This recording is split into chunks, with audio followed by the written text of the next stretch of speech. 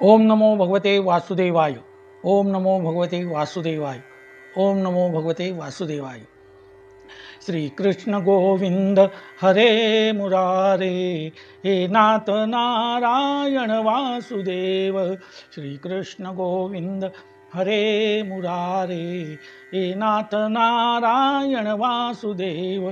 प्रद्युम्न दामोदर विश्वनाथ, मुकुंद माधव भगवन नमस्ते।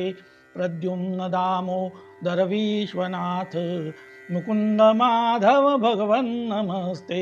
श्री कृष्ण गोविंद हरे मुरारे, हे नाथ नारायण वासुदेव। भगवान श्री गोपाल कृष्ण महाराज की जय। पार्वती पते हर हर महादेव। सीताकांत स्मरण जय जय राम। गंगा माता की जय। संत सज्जन हो, मागच्या भागामध्ये आपण गजेंद्र मोक्ष या कथेचं थोडं निरूपण ऐकलेलं आहे। आता यानंतर त्या कथेचा प्रभाव शौनिकादिकांसह सर्व ऋषीमुनी तिथे उपस्थित होते त्यांच्यावर पडला आणि ते अंतिम क्षणाला किंवा अंतिम समयाला परमात्मा धावून येतो हे त्या गजेंद्राच्या कथेवरून आपल्या लक्षात आलेलं आहे। सूत शौनिकादिक ऋषींना व इतर जे काही तिथे जमलेले अनेक ऋषीमुनी होते त्यांना हरिभक्तांच्या कथा आणि श्रीहरीची लीलावतार त्या ज्या लीला होत्या त्या कथन करीत होत्या। हरिभक्तामध्ये फक्त मानवीच होते असे नाही, तर गजेंद्रासारखे जे वन्य प्राणी आहेत त्यांचाही समावेश इथे भागवताने केलेला आहे। म्हणजे ईश्वर भक्ती करण्याचा अधिकार हा सर्वांना आहे। सकळासी आहे येथे अधिकार, आणि कलियुगी उद्धार हरीच्या नामे।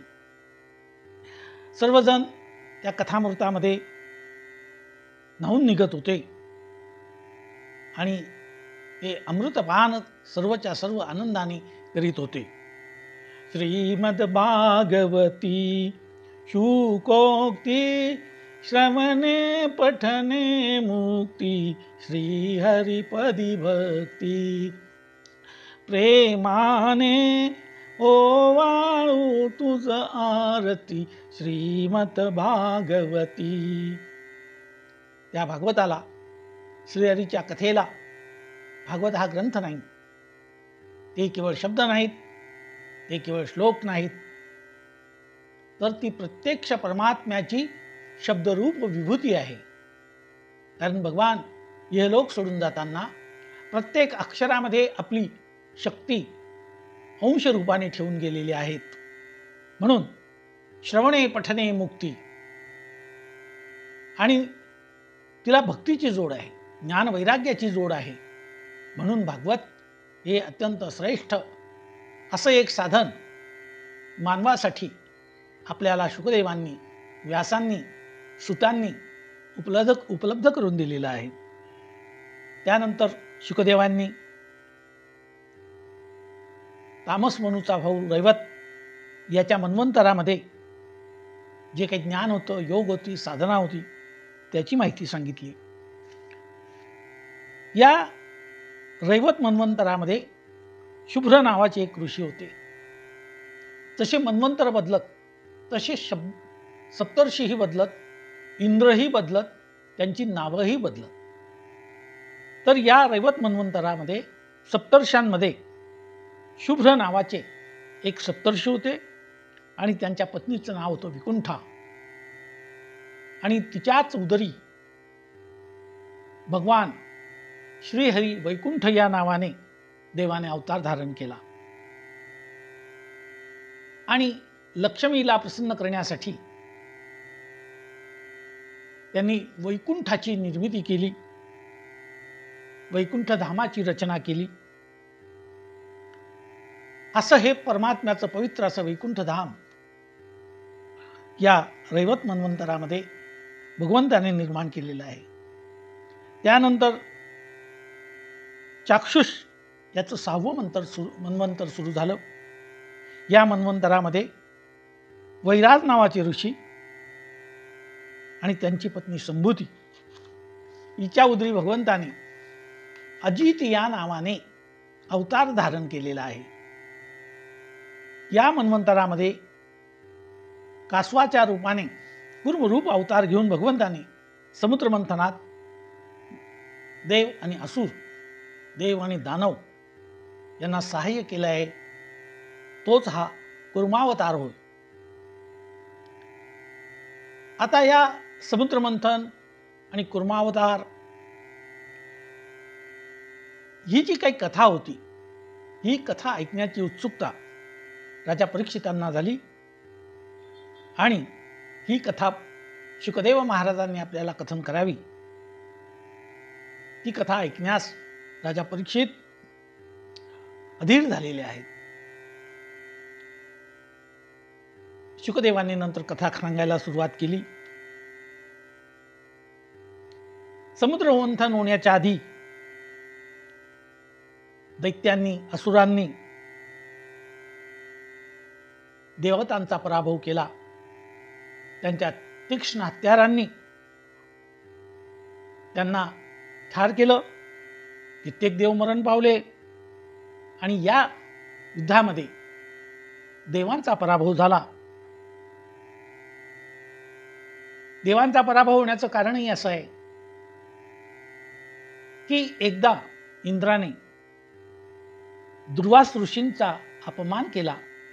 त्यांनी दिलेल्या प्रसादाचा अवमान केला, आदर ठेवला नाही. त्यामुळे त्यांनी इंद्राला शाप दिला होता, तुमचा पराभव होईल. ऋषींचा शाप खरा ठरला आणि दैत्यांनी त्यांचा पराभव केलेला आहे. इंद्र आणि सारे देवता वैभवहीन झाले, त्यांचा प्रभाव राहिला नाही. तेव्हा काय करावं? प्रभावहीन जगणं हे इंद्राला असंही वाटू लागलं आणि त्यामुळे त्यांनी याच्यावर उपाय काय हे शोधण्याचा प्रयत्न केला. परंतु त्यांची बुद्धी चालत नव्हती. तेव्हा ते ब्रह्मदेवाकडे गेले. ब्रह्मदेवाने सांगितलं की याच्यातून काय मार्ग काढावा हेही मला समजत नाही. तर आपण प्रत्यक्ष सध्या जे भगवान वैकुंठ धामामध्ये निवास करतात, अजित भगवान, त्यांना आपण शरण जाऊया. त्याप्रमाणे सर्व देवता शरण गेल्या. त्यांनी प्रार्थना केली, श्री अनंता मधुसूदन पद्मनाभा नारायण जगत्व्यापका जनार्दना आनंद घना अविनाशा सकळ देवादिदेवा कृपाळुवाजी केशवा महानंदा महानुभावा सदाशिवा सहजरूपा तुकाला लोटांगणी मज ठाव द्यावाजी चरणी हेच करीतसे विनविनी भवबंधनी सोडवावे.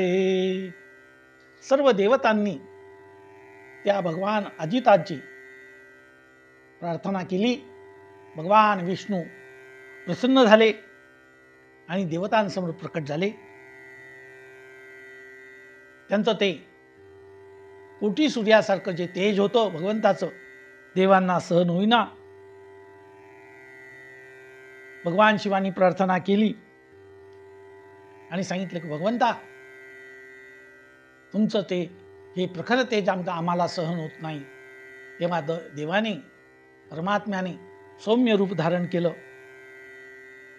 आणि त्यांना आश्वासन दिलं, देवतांनो, तुम्ही जी काही प्रार्थना करण्यासाठी आलेला आहात ती सर्व मला विदित आहे.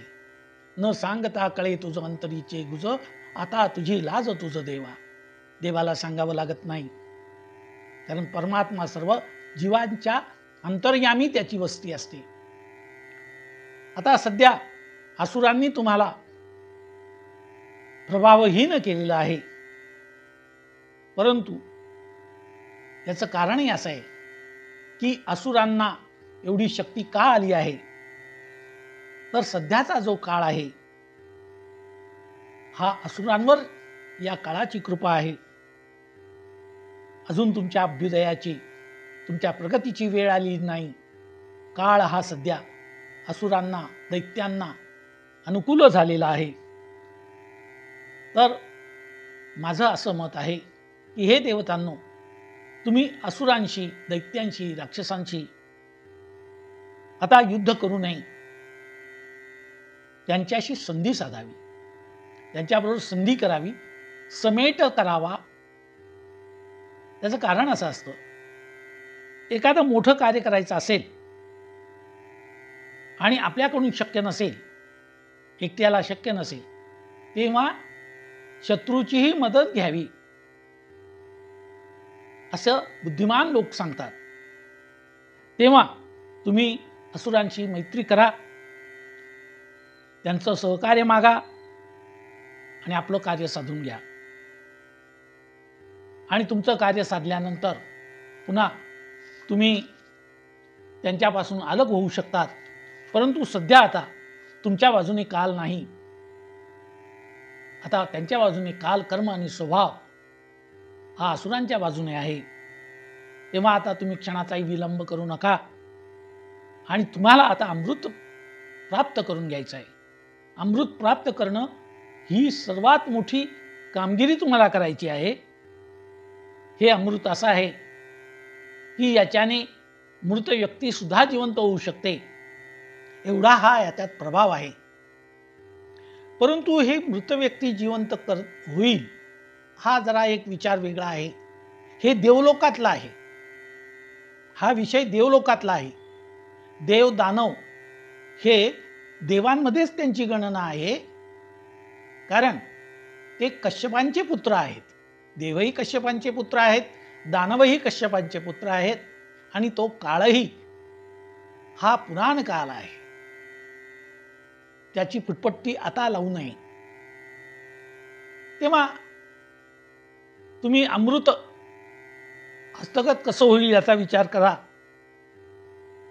आणि त्यासाठी तुम्हाला समुद्र मंथन करावं लागेल, सागर मंथन करावं लागेल. आता तुम्ही पहिल्यांदा गवत, काड्या, झाडे, झुडपे, वेली, औषधी वनस्पती या समुद्रात टाका, म्हणजे त्यामुळे तो थोडासा उथळ होईल. मंदार पर्वताची रवी तयार करा आणि ती रवी फिरवण्यासाठी वासुकी नागाचं साह्य घेऊन, म्हणजे वासुकीला दोरी बनवा आणि मग तो समुद्र हा घुसळा, अशा प्रकारचं भगवंत त्याला सांगितलं आहे. हे जे काही काम आहे अमृत मंथन करून अमृत प्राप्त करून घेणं, हे शक्तीचं पण आहे, त्याचबरोबर युक्तीचं सुद्धा आहे. नुसती शक्ती असून चालत नाही, तर शक्तीचा उपयोग युक्तीने करायला पाहिजे. हे भगवान अजितांनी या देवतांना समजावून सांगितलं. पहिल्यांदा तुम्हाला आळस झटकला पाहिजे. आता हे समुद्र मंथन होईल, या कार्यामध्ये असुरांना मात्र अति कष्ट होतील, तुमच्यापेक्षा त्यांना जास्त कष्ट होतील. परंतु शेवटी मात्र जे उत्तम आणि चांगलं फळ आहे हे मात्र तुम्हाला प्राप्त होईल, म्हणजे अमृत हे तुम्हालाच मिळेल. अशा प्रकारे भगवंताने आश्वासन दिलं. आता आपलं कार्य आहे, तुम्ही असुरांचा सन्मान करा, त्यांना मान द्या, त्यांना मान सन्मान करा. समय पडा बाका, तर पुढचा शब्द मी वापरत नाही, ती म्हण तुम्हाला माहिती असेल. आता तुम्हाला समय बाका आहे तुमच्याबद्दल, म्हणजे अनुकूल नाही, तर तुम्ही असुरांची मनधरणी करा. ते जे काय मागतील ते आधी देऊन टाका, त्याच्यावरनं उज्जती घालू नका, भांडणं करू नका. मंथनासाठी त्यांची मदत घ्या, त्यांच्याशी गोड बोला, क्रोधाने वागू नका. अशा प्रकारचा सल्ला भगवंताने त्यांना दिला. त्यानंतर देवांची एक गुप्त सभा झाली आणि तो एक नियोजनबद्ध कार्यक्रम ठरवण्यात आला. सर्व दैत्यांचा महाप्रतापी राजा बली याला सर्व देवदेवता भेटायला गेले, त्याची मदत मागायची या हेतूने ते गेले. बलीने ओळखलं की आता हे देव आलेले आहेत, परंतु यांनी इतकी नम्रता दाखवलेली होती की कोणत्याही देवाने आपलं वाहन, आपला बळीजाव हे दाखवले नाहीत. वाहनाशिवाय पायी चालत गेले. म्हणजे आम्ही बलीचा किती सन्मान करीत आहोत या गोष्टीचा प्रभाव पाडण्यासाठी ते पायी गेले. आणि देवाच्या सांगण्याप्रमाणे त्यांना आता बलीशी युद्ध करायचं नव्हतं, त्यामुळे त्यांनी शस्त्रही नेले नाहीत. निशस्त्रीकरणाचा त्यांनी तो एक डाव रचला आणि शस्त्राशिवाय त्यांनी केली. इंद्राला पुढे केलं. बलीने ओळखलं कोणत्या तरी कामासाठी इतके नम्र होऊन हे देवता आलेले नाहीत. तरी राजा बली हा दानशूर होता, विष्णुभक्त होता, पराक्रमी होता, गुरु ब्राह्मणांचा हितकर्ता होता, त्यांचा सन्मान करणारा होता, त्यांचं पूजन करणारा होता. आणि अतिथी देवो भव हा धर्म असतो. त्या धर्माला अनुसरून त्यांनी सगळ्यांचं स्वागत केलं. देवांनी आपला येण्याचा हेतू राजा बलीला स्पष्ट केला. बलीला सांगितलं की महाराज, दैत्याधिपती महाराज, या समुद्रामध्ये खूप प्रचंड अशी संपत्ती आहे. तर आमचं असं मत आहे, ही संपत्ती आपण प्राप्त करून घेऊ. त्यासाठी समुद्राचं मंथन करावं लागेल आणि आम्हाला मंथन करण्याच्या हेतूने आम्ही तुमच्याजवळ आलेलो आहोत. या कार्यामध्ये तुम्ही आम्हाला सहकार्य करा. विना सहकार नाही उद्धार. आपला उद्धार करून घ्यायचा असेल तर संपत्ती पाहिजे, आणि संपत्ती पाहिजे असेल तर मदत पाहिजे, सहकार्य पाहिजे. आणि आम्ही आता सध्या दुर्बल झालेलो आहोत. आपण बलवान आहात. तर आपण दोघं मिळून हा मार्ग काढला पाहिजे. आणि आता आम्हाला तुमच्या एवढं बळ राहिलेलं नाही, म्हणून आता आपण आम्हाला सहकार्य करा. बलीने त्या सभेमध्ये मंत्र्यांकडे पाहिलं. त्याने स्वतः पहिल्यांदा पटकन होकार दिला नाही. बली सुद्धा हा समंजस राज्यकर्ता होता. त्याने मंत्र्यांकडे पाहिलं की मंत्री काय सल्ला देत आहेत. तेव्हा अरिष्टनेमी नावाचा जो काही मंत्री होता त्याचा चेहरा उजळला. 100 नावाचा जो एक असुर होता, त्रिपुर होता, या दैत्यांनाही असं वाटू लागलं काय हरकत आहे. या मंत्र्यांना वाटू लागलं काय हरकत आहे, आपण एकमेकाचं सहाय्य करू. शेवटी बलवान तर आपणच आहोत ना. जे काही मिळेल ते सगळ्यात पहिल्यांदा आपणच हस्तगत करू. त्यांच्या डोळ्यामध्ये उत्सुकता निर्माण झाली आणि सगळ्यांनी ती संमती दर्शवली. एकमेकांना सहाय्य करायला काही हरकत नाही आणि आपला जो काही स्वार्थ असेल तो आपण साधून घेऊ. त्यामुळे भावाने न वागता सहकार्याने वागावं असा देव आणि दानव यांच्यामध्ये तो करार झाला. आणि एका ध्येयाने देव आणि दानव पहिल्यांदाच एकत्र आलेले आहेत. कारण याच्या दोघांचाही स्वार्थ होता. वास्तविक दोघेही एकमेकांचे शत्रू, परंतु आता स्वार्थ साधायचा असेल तर आपण एकत्र आलं पाहिजे. समानशीले समव्यसनेषु सख्यम. व्यसन या शब्दाचा अर्थ संकट. व्यसन म्हणजे ज्याला आपण व्यावहारिक भाषेत आता सध्या व्यसन म्हणतो तसं नव्हे. व्यसन म्हणजे संकट. सगळ्यांचं समान संकट आहे, सगळ्यांचं समान ध्येय आहे आणि आता आपली समान अशी आचरण पद्धती पण आपण स्वीकारलेली आहे. तेव्हा मैत्री करायला काही हरकत नाही. जेही मिळेल ते आपण वाटून घेऊ अशा पद्धतीने त्यांच्यात करार झाले. आणि ठरल्याप्रमाणे सर्व त्या क्षीरसागराच्या तीरावर देव दानव एकत्रित आले. आता सागर मंथन करायचं. राक्षसांना असुरांना सांगितलंच होतं की आपल्याला पहिल्यांदा समुद्र मंथन करायचं असेल तर छोटे मोठे पर्वत, दगड, धोडे, वृक्ष, वेली, मोठमोठी जंगली अशी वृक्ष आणा आणि ते समुद्रात टाका, त्यामुळे समुद्र जरा उथळ होईल. त्यांनी तसं टाकलं. पण आता आपल्याला हा समुद्र घुसळायचा आहे, तर रवीसारखं जे एक घुसळण्याचं एक साहित्य असतं ते आपल्याला पाहिजे. हा सागर ढवळायचा आहे. आता काय करायचं? आपण मंदार पर्वत हा सगळ्यात उंच आहे, त्याचाच उपयोग आपण रवी म्हणून करूया, घुसळण्यासाठी त्याचा वापर करूया. सर्व देव दानव धावत धावत मंदार पर्वताकडे गेले.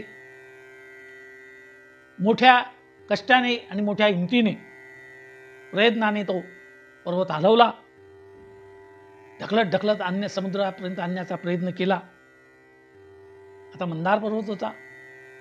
देवही थकले, दैत्यही थकले आणि केवळ त्यांचा अर्धा अंतरच ते आणू शकले. कसा बसा तो पर्वत जितका आपल्याला पुढे नेता येईल तेवढा आणला. त्याच्यावर मोठमोठे सुवर्णाचे दगड होते, ते खाली गरंगळत आले. काहींच्या अंगावर पडले, त्याच्यातही देव दानवही मृत्यू पावले. सर्वजण थकले आणि आता हा मंदार पर्वत न्यायचं हेच मोठं संकट आहे. निराश झाले. भगवंताची मनोमन प्रार्थना केली, भगवान तू आम्हाला साहित्य तर सांगितलं, परंतु ते साहित्य जुळवणंच कठीण आहे. पुढचा मार्ग तर अजून पुढेच आहे. त्याच वेळेस भगवान विष्णू प्रकट झाले. आपल्या हातांनी तो मंदार पर्वत अलगद उचलला. त्यांना देवांचे दानवांचे कष्ट दिसत होते. गरुडाच्या पाठीवर ठेवला आणि तो समुद्र किनाऱ्यावर तो मंदार पर्वत आणून ठेवला. आता याला पाण्यात ढकलायचं आणि मग ती रवी उभी राहिली की घुसळण्यासाठी दोरी पाहिजे, म्हणून ते वासुकी नागाला त्यांनी प्रार्थना केली. या वासुकी नागाला सांगितलं की हे वासुकी, आम्ही हा सागर आता घुसळणार आहोत, त्याच्यातून संपत्ती बाहेर येणार आहे. तेव्हा आम्हाला वाटतं तू फार बलिष्ठ आहे, तू आम्हाला सहकार्य कर. तू या मंदार पर्वतासाठी दोरीचं काम कर आणि तुला आम्ही त्याच्याबद्दल मोबदला देऊ काही ना काही. ह्याच्यातून जेव्हा समुद्रातून मंथन होईल आणि नंतर जे काही अमृत निघणार आहे ते अमृतही तुला देऊ. तेव्हा तू आम्हाला सहाय्य कर आणि सर्वांसाठी तू दोरीचं काम जे करायला पाहिजे ते तू केलं पाहिजे. वासुकी नागालाही आपल्यालाही अमृत मिळेल या आशेने तोही त्या गोष्टीला तयार झाला. तसा तो सुस्वभावी होता आणि मग त्याने सांगितलं की जी जागा चांगली आहे मंदार पर्वताची, तिथून मला असं गोलाकार फिरवा, कारण मलाही त्यामुळे वेदना होणार नाही आणि मलाही थोडं अमृत मिळालं पाहिजे, माझाही वाटा आहे. देवदैत्यांना हे सर्व पटलं. त्यांनी तसंच केलं. भगवान अजित वासुकी सर्पासह त्या क्षीरसागरामध्ये प्रवेश केला. वासुकीने पर्वताला वेढलं, असा गोलाकार झाला.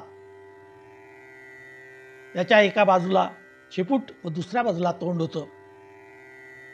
सर्वप्रथम तोंडाच्या बाजूने देवांनी तो वासुकीचा भाग पकडला, पण दैत्य म्हणाले की नाही, आम्ही बलवान आहोत, आम्ही शक्तिमान आहोत आणि सध्याच आमचंच राज्य आहे, त्यामुळे बलवानाला शेपटीचा हा क्षुद्र भाग आहे, त्यामुळे आम्ही शेपटीकडून जाणार नाही, आम्ही मुखाकडूनच राहू. देवतांना मुळातच हे पाहिजे होतं. भगवंताने विष्णू भगवानने तो आग्रह सोडून दिला. काही हरकत नाही, तुम्ही तोंडाच्या बाजूने पकडा, कारण तुम्ही श्रेष्ठ आहात. आम्ही आता सध्या आमचा काळ दुर्बळ आहे, आम्ही शेपटीच्या बाजूने उभे राहतो. आणि देवतांनी शेपटीची बाजू पकडली. क्षणार्धामध्ये सर्वांनी श्रीहरीच्या नावाचा जय जयकार केला, इंद्राच्या नावाचा जय जयकार केला, दैत्यांनी महाप्रतापी बलिराजाचा जय जयकार केला. दोघी दिशेने जय जयकार याचे प्रतिध्वनी उमटत होते. आणि समुद्र मंथनाला सुरुवात झाली. सागरदेव आणि दैत्य म्हणून घुसळू लागले. पर्वत उलट सुलट फिरू लागला. पण आता पर्वत खाली जायला लागला. कारण पर्वत हा जो मंदार पर्वत होता हा अतिशय उंच आणि वजनदार पर्वत होता. तो समुद्रामध्ये खाली खाली जाऊ लागला आणि त्यामुळे वासुकीला सुद्धा त्रास होऊ लागला. खालून त्याला काहीतरी एक आधार पाहिजे होता त्या मंदार पर्वताला. सगळे परत निराश झाले. आता काय करावं? कोण आपल्यामध्ये असा बलिष्ठ आहे की जो खालून मंदार पर्वताला आधार देईल? आणि हे तर देव दानवांना शक्य झालं नाही. देव आणि दानव हे कालाच्या अनुरूप बलवान किंवा दुर्बल ठरत होते. कारण कालाची सत्ता सर्वांवर आहे. परंतु आता इथे मात्र ते शक्य झालं नाही. पुन्हा सर्वांनी भगवान विष्णूची प्रार्थना केली. कारण त्वं कालातीतः त्वं शक्तित्रयात्मकः. तिन्ही प्रकारच्या देव दानव मानव जे काही असेल त्याचं शक्तीचं बल म्हणजे परमात्मा आहे.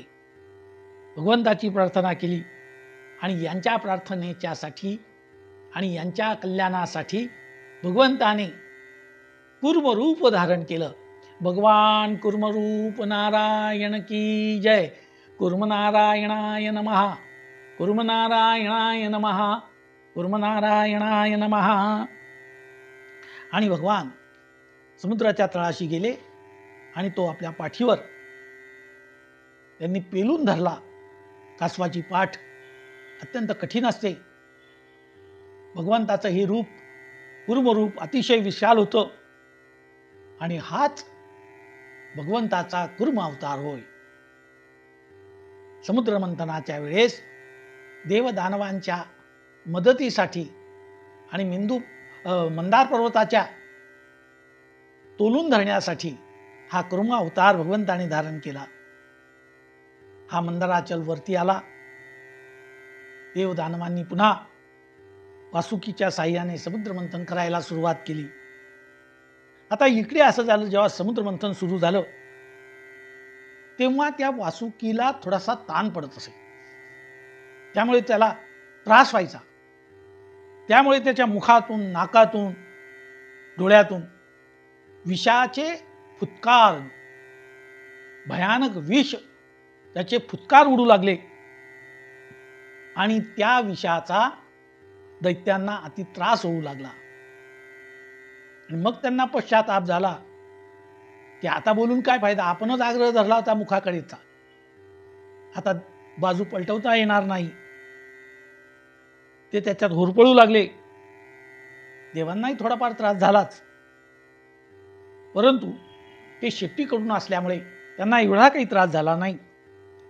आणि देवांना जो त्रास झाला आहे तो कमी करण्यासाठी भगवंताने शीतल अशी जलवृष्टी केली. पुष्कळ काळ निघून गेला, परंतु समुद्र मंथनातून अशी कोणती वस्तू हाती लागत नव्हती. अनेक वर्ष हे समुद्र मंथन चालू आहे. त्यावेळेस त्यांना थकवा येऊ लागला, परंतु ज्या त्या बाजूचे जे नायक होते ते त्यांना प्रोत्साहन देत होते की उत्साह सोडू नका, एक ना एक दिवशी आपल्या हाताला कोणतं ना कोणतं फळ लागल्याशिवाय राहणार नाही. त्या समुद्रात राहणारे मत्स्य, मकर आणि इतर जलचर प्राणी होते. त्यांच्यात खळबळ माजली. ते भयभीत झाले आणि तेव्हा त्यांच्या लक्षात आलं, एकदम असा आवाज येऊ लागला, गडगडाट खडखडाट,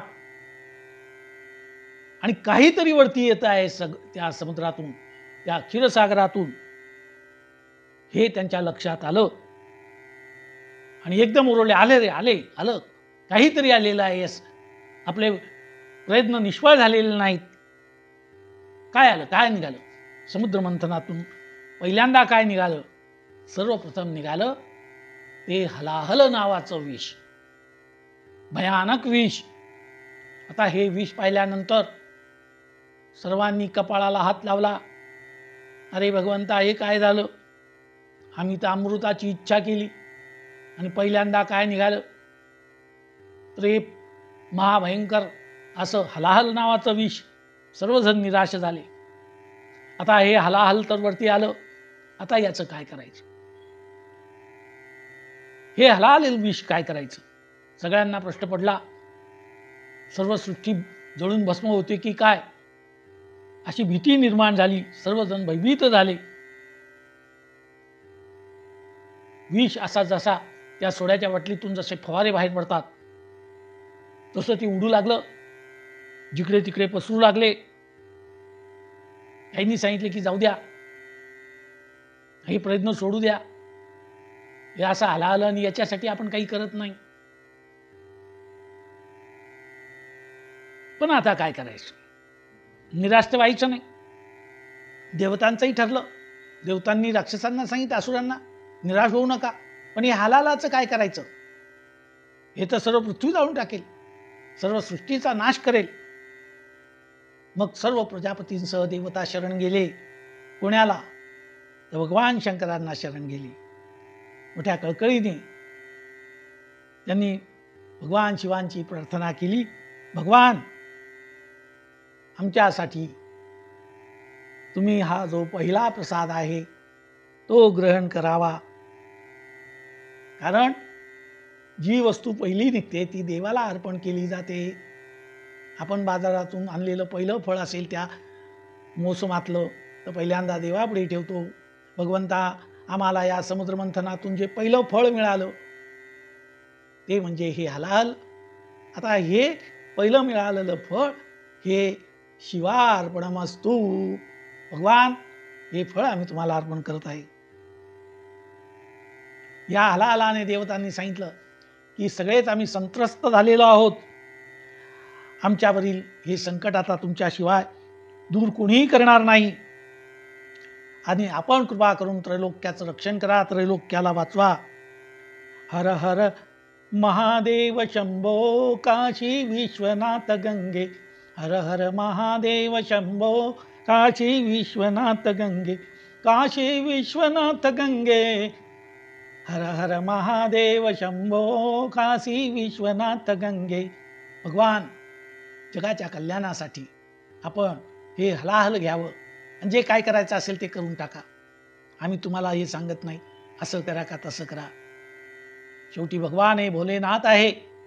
भोलेनाथांनी त्या देवदानवावर, मानवावर कृपा करण्यासाठी सर्व हलाहल विष आपल्या तळहातावर घेतलं आणि एखादा आवळा आपण तळहातावर ठेवावा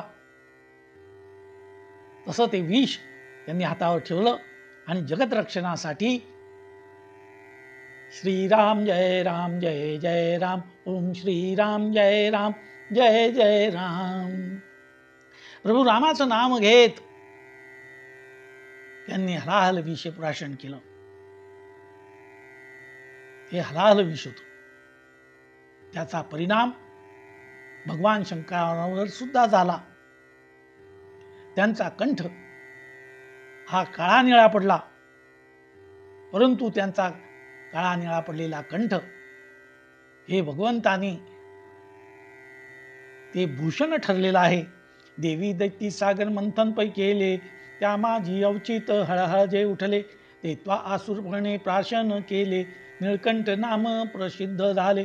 जय देव जय देव, जय श्री शंकरा हो स्वामी शंकरा, आरती हो वाळू तुझ कर्पूर गौरा, जय देव जय देव. सर्व देवांनी भगवान शिवांची आरती केली आणि तो जो काही डाग होता तो डाग भगवंताच्या कंठावर तो भूषणासारखा ठरला. महिनामध्ये त्याचं वर्णन केलेलं आहे. विकारोपी श्लाघ्यो भुवन भयभंग व्यसिना. तो डाग सुद्धा त्यांना शोभून दिसला. जसं आपण सुंदरशा छोट्याशा बालकाचं स्नान करावं, त्याला पावडर लावावी आणि वरती त्याच्या कपाळाच्या मध्यभागी तो एक काळा ठिपका लावला जातो, गालावर लावला जातो, हनुवटीवर लावला जातो.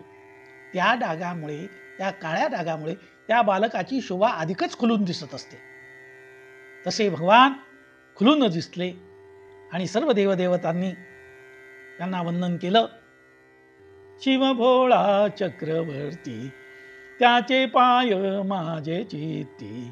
शिव भोळा चक्रवर्ती.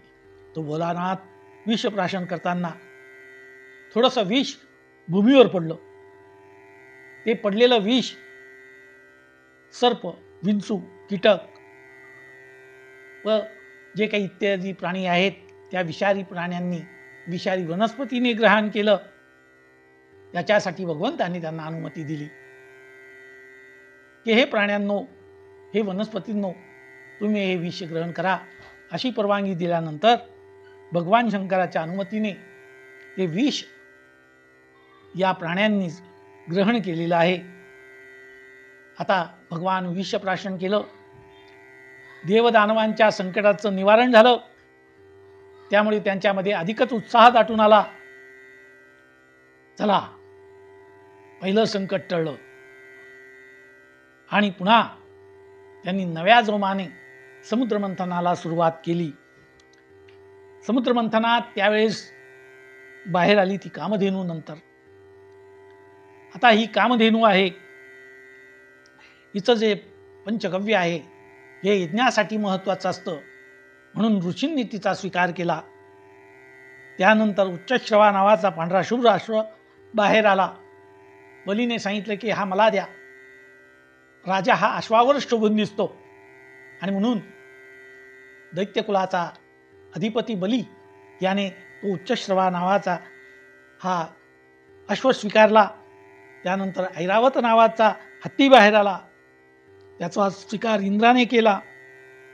त्यानंतर कौस्तुभमणी आला, भगवान विष्णूंना तो समर्पित करण्यात आला. नंतर कल्पवृक्ष आला, तो स्वर्गामध्ये लावण्यात आला. त्याला पारिजात असं सुद्धा म्हटलेलं आहे. आणि त्याचं रोपण स्वर्गामध्ये करण्यात आलं. नंतर देवदानव यांच्या मनोरंजनासाठी अप्सरांचा उद्भव झाला. अप्सरा निघाल्या. त्या अत्यंत दिव्य सुंदर कमळी अशा बांध्याच्या अप्सरा, सुंदर वस्त्र नेसलेल्या, अनेक मौक्तिकांचे अलंकार परिधान केलेल्या, आभूषण धारण केलेल्या अशा त्या होत्या. आणि त्यांचा ते विलासी डौलदारपणा, मधुर भाषण, मादक असे ते नेत्रकटाक्ष यावर सर्वजण मोहित झाले आणि देवांना खुश करण्यासाठी त्या स्वर्गलोकामध्ये राहिल्या. म्हणजेच अप्सरांचं निर्मिती किंवा अप्सरांचा उदय ही एक सांस्कृतिक जीवनाची सुरुवात आहे. माणसाच्या जीवनाला सांस्कृतिक अशी सुद्धा एक बाजू असावी, म्हणून या अप्सरा आल्या, ज्याला कला गुण साहित्य गुल कला विहीना, साक्षात पशु शृंग पुच्छ विहीना, ज्याला साहित्याची आवड नाही, कलेची आवड नाही, तो मनुष्य म्हणजे या पृथ्वी तळावरचा शिंग आणि शेपूट नसलेला प्राणीच होय, असं सुभाषितकार सांगतायत. आणि सांस्कृतिक जीवनाला एक आधार मिळाला यांच्या निमित्ताने. यांनी नृत्य गायन करून सर्वांना हे शिक्षण दिलं. सर्वजण त्या कलेमध्ये प्रवीण होण्याचा प्रयत्न केला आणि एक सांस्कृतिक जीवन या पृथ्वी तळावर निर्माण झालं, स्वर्गलोकात निर्माण झालं. त्यानंतर आली साक्षात लक्ष्मी, सौंदर्याची मूर्ती. साक्षात लक्ष्मी तिथे प्रकट झाली. तिचं सौंदर्य, तिचं रूप, तिचा वर्ण, तिची कांती, तिचं प्रसन्न वदन, यामुळे सर्वांचं चित्त लक्ष्मीकडे वेधलं गेलं आणि त्यांनी लक्ष्मीची अभिलाषा त्यांना झाली. लक्ष्मी आपल्यालाच मिळाली पाहिजे यासाठी प्रत्येकाची धडपड सुरू झाली. लक्ष्मीला पाहिल्याबरोबर सर्वांनी आपलं समुद्रमंथन थोडा वेळ का होईना बाजूला ठेवलं आणि ही लक्ष्मी नाही तर खरोखर महालक्ष्मी होती. इंद्राने लक्ष्मीच्या स्वागतासाठी एक सुंदर आसन सिंहासन आणलं. श्रेष्ठ नद्यांनी सुवर्ण कलशामध्ये पवित्र जल आणलं आणि अभिषेकाला आवश्यक असलेले सर्व साहित्य, सुगंधी द्रव्य, वाण हे सर्व आणण्यात आलं. पृथ्वीने हे अर्पण केलं. गायींनी आपली पंचगव्य, वसंत ऋतूने आपली उत्कृष्ट फळे ही लक्ष्मीला अर्पण केलं. ऋषींनी अभिषेकाची उत्कट सिद्धता केली. गंधर्व मंगल गायन करू लागले, गीते म्हणू लागली, अप्सरा नृत्य करू लागल्या. मेघांनी देह धारण करून मृदुंग वाजवायला सुरुवात केली, ढोल वाजवायला सुरुवात केली. शंख इत्यादी वाद्यांचा गजर लक्ष्मीच्या स्वागतासाठी आणि लक्ष्मीच्या सन्मानासाठी करण्यात आला. लक्ष्मी सिंहासनावर विराजमान झाली. दिग्गजांनी, जे अष्टदिक्पाल होते, दिग्गज होते, अष्टदिग्गज, त्यांनी आपल्या पवित्र अशा सोंडेमध्ये पवित्र नद्यांचं जल आणलं आणि लक्ष्मीला अभिषेक करायला सुरुवात केली. विप्रांनी वेदमंत्रांचे पठण सुरू केले. समुद्राने पीतवस्त्रे लक्ष्मीला अर्पण केली. वरुण राजाने वैजयंती अर्पण केली. विश्वकर्म्याने निरनिराळे सुंदर असे दागिने दिले. सरस्वतीने मोत्याचा हार दिला. ब्रह्मदेवाने कमल पुष्प असे तिला अर्पण केले आणि अभिषेकाला सुरुवात झाली. ओम हिरण्यवर्णां हरिणीं सुवर्णरजतस्रजां चंद्रां हिरण्मयीं लक्ष्मीं जातवेदो महावह तां महावह जातवेदो लक्ष्मीमनपगामिनीं यस्यां हिरण्यं विन्देयं गामश्वं पुरुषाहम् अश्वपूर्वां रत्नमध्यां हस्तिनाद प्रबोधिनीं श्रियं देवीं उपवये श्रीमादेवीर्युषतां. महालक्ष्मीवर अभिषेक करण्यात आला. महालक्ष्मीची विद्महे अशी ही महालक्ष्मी या देवांच्या सन्मानाने केलेल्या सत्काराने प्रसन्न झाली. लक्ष्मी तिथून उठली आणि स्वयंवरासाठी निघाली. तिने स्वयंवर करण्याचं ठरवलं. हातात वरमाला धारण केली आणि ती उत्तम आणि सर्वश्रेष्ठ अशा पुरुषाच्या शोधात निघाली. उत्तम पुरुषस्त्वन्यः परमात्मेति उच्यते. आता तिला उत्तम पुरुष कोणता आहे, पुरुषोत्तम कोण आहे? भगवान. तिची आठ होती की जो माझी कधीही कामना करत नाही, जो कामना विरहित आहे, षड्गुण ऐश्वर्य संपन्न आहे, पण कुठलाही ज्याला लोभ नाही, अशा पुरुषाच्या शोधात ती निघाली. ती अतिशय सुंदर दिसत होती. तिचं मुखकमल, त्याचं वर्णन करता येणं शक्य नव्हतं. यौवन सुलभ असं तिचं ते मार्दव, लज्जा आणि सर्वच काही त्या महालक्ष्मीचं अप्रतिम होतं. लावण्य अप्रतिम आणि प्रसन्न करणारं मुखकमल असा तिचा ते रूप, असा तिचा प्रभाव आणि आपल्याला योग्य अशा वराच्या शोधात ती निघाली. सर्वांनाच ती हवी हवीशी होती, पण तिला पाहिजे होता निर्दोष पुरुष. लक्ष्मी मनात म्हणू लागली. ऋषीमुनींकडे गेली. ते तपस्वी होते, परंतु त्यांनी क्रोधाला जिंकलं नव्हतं. दुर्वास ऋषीचं उदाहरण आहे, जमदग्नीचं उदाहरण आहे. त्यामुळे एखाद्यामध्ये एक गुण चांगला तर दुसरा दुर्गुण, आणि तिला तर दुर्गुण विरहित असा पुरुष हवा होता. कोणी ज्ञानी आहेत, पण वैराग्य नाही.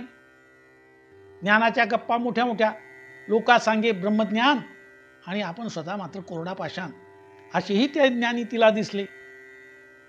कुणी महान होते, कर्तृत्ववान होते, परंतु कामाचे गुलाम होते. कामी ही नारी नारी प्यारी, लोभी ही प्रिय जिमी दाम, तुलसीदासांचं वर्णन आहे.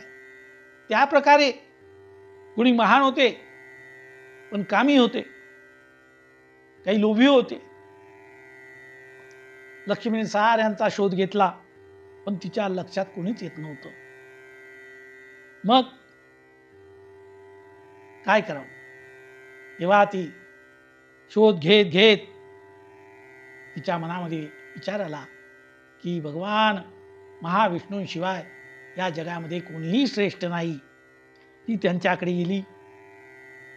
सशंख चक्र, किरीट कुंडल, वनमाला धारण करणारा भगवान तिच्या दृष्टीला दिसले. तिने त्या षड्गुण ऐश्वर्य संपन्न अशा भगवंताला, पूर्ण पुरुषोत्तमाला ओळखलं आणि त्याच्याविषयी तिच्या मनामध्ये पूर्ण प्रेम निर्माण झालं. तिने ती माला, वरमाला भगवंताच्या गळ्यात अर्पण केली आणि चरणांची सेवा करत ती त्यांच्या चरणांजवळ बसून राहिली. शांताकारं भुजगशयनं पद्मनाभं सुरेशं विश्वाधारं गगनसदृशं मेघवर्णं शुभांगं लक्ष्मीकान्तं कमलनयनं योगभिर्ध्यानगम्यं वंदे विष्णु भवभयहरणं सर्वलोकैकनाथं. भगवान विष्णूंच्या गळ्यामध्ये तिने ती वरमाला टाकली. भगवान शांतपणे पहुडलेले होते. चिंता मिटी चाह गई, मिटी मन की आस. त्यांना कुठल्याही प्रकारची अपेक्षा नाही. चिंता मिटी गई मन की चाह, जिसको कुछ नहीं चाहिए वही सेहनशाह. ज्याला कुठल्याही बाबतीत कुठल्याही कामना नाहीत तोच खऱ्या अर्थाने जगन्नारायण आहे. माळ टाकली आणि तिने हात जोडून भगवंताला म्हटले, आजी जन्म सुफळ झाला गे माये, आजी जन्म सुफळ झाला गे माये, देखियले पाय विठोबाचे, देखियले पाय विठोबाचे. तो मज व्हावा, तो मज व्हावा, तो मज व्हावा, तो मज व्हावा, वेळोवेळी व्हावा पांडुरंग, वेळोवेळी व्हावा पांडुरंग. भगवान लक्ष्मी नारायण की जय.